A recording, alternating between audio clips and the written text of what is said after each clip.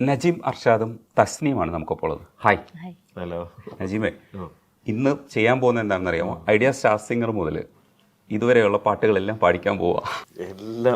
എല്ലാം കംപ്ലീറ്റ് മൊത്തത്തിൽ തീർത്തിട്ടേ പോകാൻ പാടുള്ളൂ എന്നാണ് നിർദ്ദേശം. ഇപ്പോൾ മഴനില കുളിരുമായി വേനൽ തൂവൽ വീശും, അത് ബിജുപാലിൻ്റെ എനിക്ക് ഏറ്റവും ഇഷ്ടപ്പെട്ട പാട്ടുകളിലൊന്നാണ്. അതിൽ ഈ പൂങ്കാറ്റി വഴിയെ വരാതെ എന്നുള്ള നജീമിന്റെ ശബ്ദം കേൾക്കാൻ വേണ്ടിയിട്ട് ഇങ്ങനെ ഞങ്ങൾ വെയിറ്റ് ചെയ്യും. സൗമ്യാണത് പാടിയിരിക്കുന്നത്.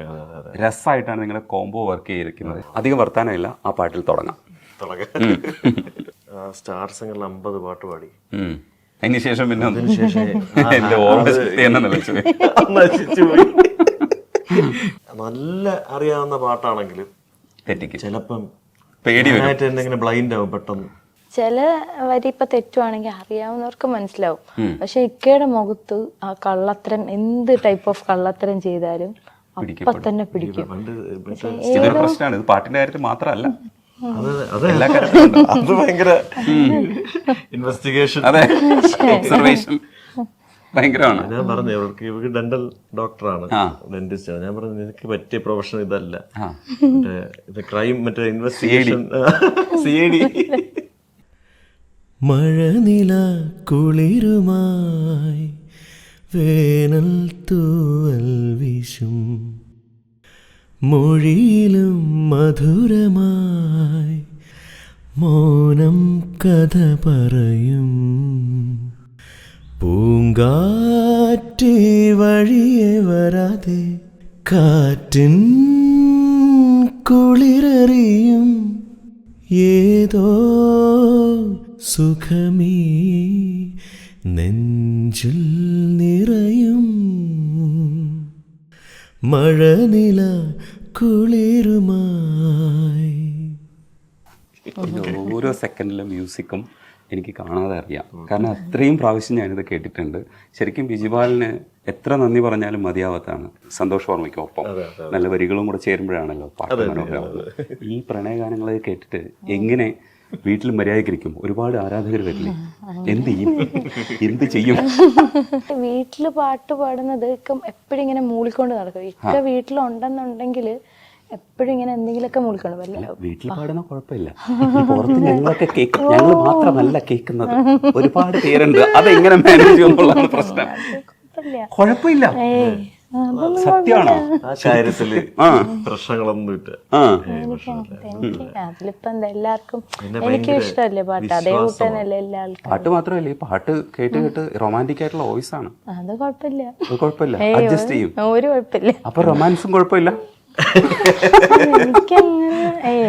എനിക്കങ്ങനെ 2 വന്നാലല്ലേ ഉള്ളൂ പ്രശ്നം. ഓ, ഇവിടെ ഞാൻ കീ ഇങ്ങനെ ഇല്ല, വിശ്വാസമാണ്. പക്ഷെ ഈ മനുഷ്യൻ റൊമാൻറ്റിക് ആയിട്ടുള്ള വോയിസ് കേട്ടാൽ എങ്ങനെ വിശ്വസിച്ച് വീട്ടിൽ ഇരിക്കും? അതാണ് എന്റെ പ്രശ്നം.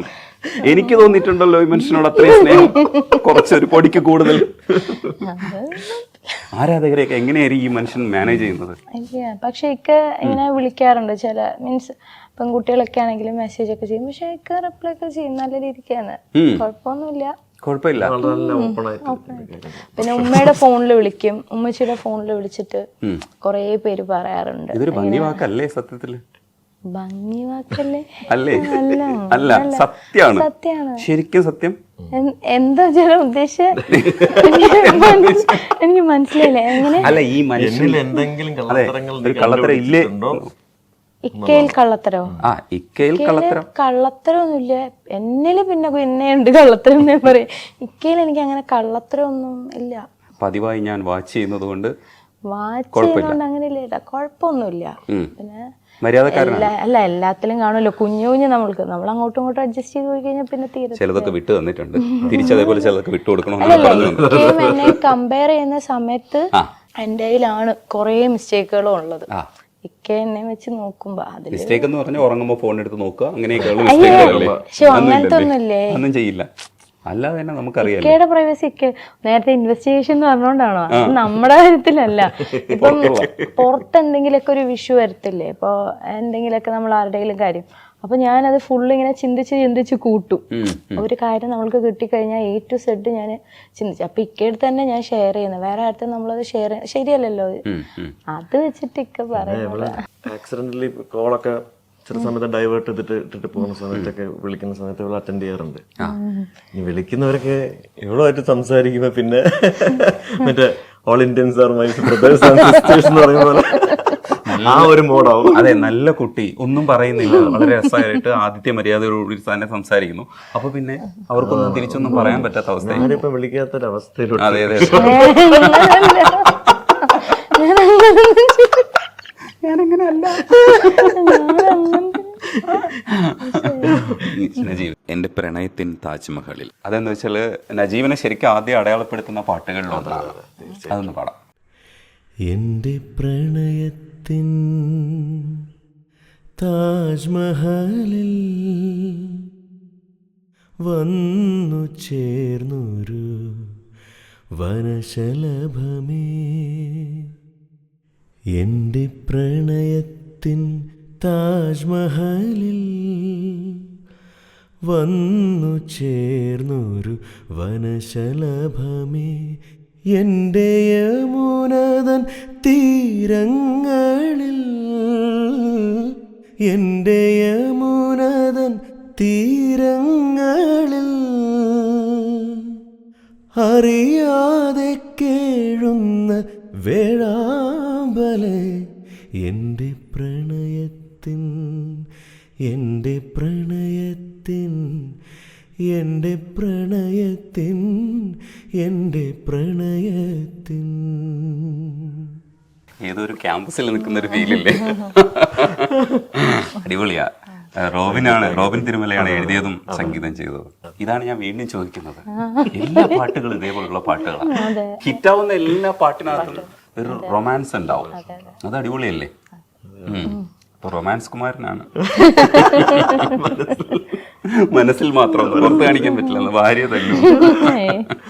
ശരിക്കും ഈ മനുഷ്യന്റെ പാട്ട് പുറത്തുള്ള നമ്മളൊക്കെ ആസ്വദിക്കുന്ന ഒരു തലമുണ്ട്. എനിക്കും ഇഷ്ടമാണ് ഇക്കയുടെ പാട്ടുകള്.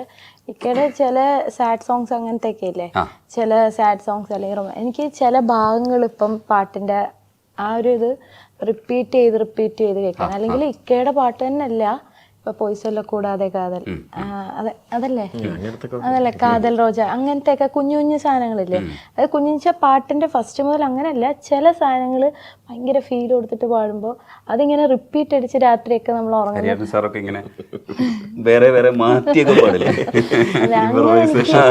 അതേ ഇക്കയുടെ പാട്ടുകള് ഭയങ്കര മെലഡി ഒക്കെ ആയിട്ടുള്ള, അത് കേൾക്കാൻ ഭയങ്കര ഇഷ്ടമാണ്. സത്യത്തിൽ ഈ കല്യാണം കഴിക്കുന്നത് ഇത്തരത്തിലൊരു പാട്ടുകാരനോട് ഇഷ്ടം തോന്നിയിട്ടൊന്നും അല്ലല്ലോ, അറേഞ്ച്ഡ് അല്ലേ? Fully arranged marriage. അന്ന് വന്നിട്ട് പാട്ടൊക്കെ പാടിയല്ലേ? പാട്ട് നോർമലി ഞാൻ പഠിക്കുന്ന സമയത്തായിരുന്നു ഇങ്ങനെ ഒരു ആലോചന പ്രപ്പോസൽ വരുന്നത്. 3rd ഇയറിൽ പഠിക്കുന്ന ടൈമില്. അപ്പൊ ജസ്റ്റ് വന്നൊക്കെ കണ്ട സമയത്ത് ഇക്കയുടെ പാട്ടുകളൊന്നും അറിഞ്ഞൂടായിരുന്നു. അങ്ങനത്തെ ഒരു സാഹചര്യത്തിലല്ല വളർന്നത്.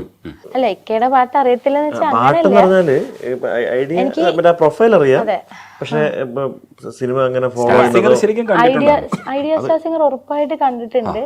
അത് കണ്ടിട്ടുണ്ട്, പാട്ടും കാര്യങ്ങളൊക്കെ അറിയാം. പക്ഷേല് ഇക്കയാണ് തൊട്ടു പാടിയത്, അതൊന്നും അറിഞ്ഞു. പക്ഷെ തൊട്ടു എന്നുള്ള പാട്ട് എനിക്ക് ഭയങ്കര ഇഷ്ടമായിരുന്നു. അതെനിക്ക് തോന്നുന്നു ഞാൻ എൻ്റെ 1st ഇയറോ 2nd ഇയറോ എന്തോ ഈ ഫോണിലൊക്കെ നമ്മൾ കുറേ നേരം റിപ്പീറ്റ് ചെയ്തു. പക്ഷെ അത് ആരാ പാടിയെന്നൊന്നും നമ്മളന്ന് നോക്കത്തില്ലല്ലോ ചെയ്തത്. ഇക്ക പറയുന്ന സമയത്താണ് എനിക്കറിയാവുന്നത് ആ പാട്ട് പാടിയത്. അതിപ്പോഴും പലർക്കും എന്നെ കണ്ടിട്ടാണ്, പാട്ട് കേട്ടിട്ടാണ് ഈ പാട്ട് പാടിയതാണെന്നുള്ള ഇത് ചോദിക്കും എല്ലായിടത്ത്. പലർക്കും അറിയില്ല, പലർക്ക് പാട്ട് കേട്ടങ്ങ് പോകാന്നുള്ളതുകൊണ്ട് അത് പാട്ടൊക്കെ എപ്പോഴും എൻ്റെ പ്ലേലിസ്റ്റിൽ ഉണ്ടെന്നൊക്കെ പറയും. പക്ഷെ അതാരാണെന്നുള്ളത് അത് പിന്നെ ചിലത് ഞാൻ പറയുമ്പോഴായിരിക്കും അറിയണത്. പിന്നെ അന്ന് ആ ഒരു ടൈമിലാണ് ഈ സ്മാർട്ട് ഫോൺസ് ഒക്കെ സ്റ്റാർട്ട് ചെയ്ത് വരുന്ന ആ ഒരു ടൈം, 2011. അപ്പൊ പിന്നെ കൂടുതൽ ഡീറ്റെയിൽസ് ഭയങ്കര പാവമായിട്ടാണല്ലോ സംസാരിക്കുന്നത്. അല്ലല്ല, ഞാൻ പാവൊന്നുമല്ല, ശരിക്കും പാവൊന്നുമല്ല. ഇങ്ങനെ സംസാരം എന്തോ സാധിച്ചെടുക്കാൻ സപ്പോർട്ട് ചെയ്യുന്നുണ്ട്. അയ്യോ പാവാണ്, അങ്ങനൊന്നുമില്ല. പാവൊന്നും അല്ല, വേണ്ടി വന്ന ഒരു പല്ല് പറിക്കും. ജോലി 2 പല്ലില്ല. തീരെ പാവമാണ്. അവളങ്ങനെ കേട്ടോ. ആ ഇങ്ങനെ സൈലന്റ് ഞാൻ വീണ്ടും രണ്ട്, അതായത് ഇങ്ങനെയാണെങ്കിലും വേറൊരു എക്സ്ട്രീം ലെവലും ഉണ്ട്. എക്സ്ട്രീം ഒരു വേറെ മുഖം ഇരിക്കും. അങ്ങനെ ദേഷ്യത്തിന്റെ മുഖമല്ല, കുറച്ചുകൂടെ ഒരു അടിച്ചു പൊളി സെറ്റപ്പാണ് സംസാരമൊക്കെ. ഇല്ല, പിന്നെ ഞാൻ ഈ ഇന്റർവ്യൂസിലൊക്കെ ആണെങ്കിൽ പോലും ആദ്യത്തേക്ക് ഇന്റർവ്യൂ ഇക്കയുടെ കൂടെ ഉള്ള എടുത്ത് നോക്കിയാൽ അറിയാം എന്ത് സംസാരിക്കും. ചിലപ്പം എന്തെങ്കിലും അബദ്ധമൊക്കെ വരുമോ അങ്ങനെയൊക്കെ വിചാരിച്ചിട്ട് പ്രശ്നം അറിയാമോ, മലയാളം സംസാരിക്കാൻ അല്ല മലയാളം മലയാളം അറിയാം, പക്ഷെ പലതും പറയണത് പറയുമ്പോ തന്നെ പേടി. വേറെ ഈ ഇംഗ്ലീഷ് വലിയ കുഴപ്പമില്ലാതൊക്കെ സംസാരിക്കാൻ അങ്ങനെ. അല്ല മലയാളം വെച്ചാൽ ഞാൻ പറയും ചിലപ്പം അസ്ഥാനത്ത് കയറിയിട്ട് ഇപ്പൊ ബേക്കറി കയറി പദാർത്ഥം കഴിക്കുന്നു അങ്ങനെയല്ല, കുറച്ചും കൂടി നന്നായിട്ട് പറയാം. അങ്ങനെയല്ല, മാന്യമായി പറയാൻ ശ്രമിക്കുന്നത്. അല്ല മലയാളം എനിക്ക് നന്നായിട്ട് അറിയാം, ഞാൻ സംസാരിക്കുന്നില്ല മലയാളം അറിയാം, പക്ഷെ ചില വാക്കുകൾ പ്രയോഗിക്കണോ വേണ്ടോ എന്ന് വിചാരിച്ചിട്ട് അങ്ങനെ ഞാൻ അറിയാം. അത് വളരെ അപരിഷ്കൃതമായിരുന്നു എന്നൊക്കെ പറഞ്ഞു. അത് പറയണത് കറക്റ്റ് ആവൂല, പക്ഷെ എനിക്ക് മനസ്സിലാവും അതാണ് ഉദ്ദേശിച്ചെന്നുള്ളത്. അങ്ങനെയുള്ള എന്തെങ്കിലുമൊക്കെ ഞങ്ങൾക്ക് കിട്ടുമെന്ന് ചിലപ്പോ കിട്ടും കേട്ടോ, ഭയങ്കരമായിട്ട് കിട്ടും. നേരത്തെ എന്താ പറഞ്ഞല്ലോ വന്നപ്പോ പറഞ്ഞത് ഇതാണ് അബോധാവസ്ഥ. അത് കോൺഷ്യസ് അത് വീണ്ടും നമ്മൾ അതെ, അത് ശരിക്കും സത്യതാണ്. അൺകോൺഷ്യസ് ആയിട്ടുള്ള അവസ്ഥയാണ്. അത് ശരി ശരി, പക്ഷെ അത് അബോധാവസ്ഥയല്ല. ഇനി ശരിക്കുള്ള വാക്ക് കണ്ടുപിടിക്കാൻ പോകേണ്ടി വരും. വിദ്യാസാഗർ സാർ പാട്ട് തൊട്ടു തൊട്ട്. തൊട്ട് തൊട്ട് തൊട്ട് നോക്കാമോ ഒന്ന് തൊട്ടാവാടി നിന്നെ, വിട്ട് വിട്ട് വിട്ടു പോകാതെ എന്നും ചുറ്റിയിടാമോ നിന്നെ, പൊള്ളാത്ത ആശയപ്പേച്ച് പോതും നീ ആടിറക്കൂത്ത്, കള്ളാ നീ പേച്ചയമാത്ത് കാതൽ ബടുവാ, തൊട്ട് തൊട്ട് തൊട്ടു നോക്കാമോ ഒന്ന് തൊട്ടാവാടി നിന്നെ, വിട്ട് വിട്ട് വിട്ടു പോകാതെ എന്നും ചുറ്റിയിടാമോ നിന്നെ. ഇതും ഒരു സൂപ്പർ ഹിറ്റ് ആയിരുന്നു. അഭിരാമി അത് പാടുന്ന സമയത്ത് അഭിരാമിക്ക് 14 വയസ്സേ ആയിട്ടുണ്ടായിരുന്നു. ഓ, അത് കേട്ടപ്പോഴത്തേക്ക് ഞാൻ ഞെട്ടി. കാരണം എന്ന് വെച്ചാൽ ഭയങ്കര രസമല്ലേ.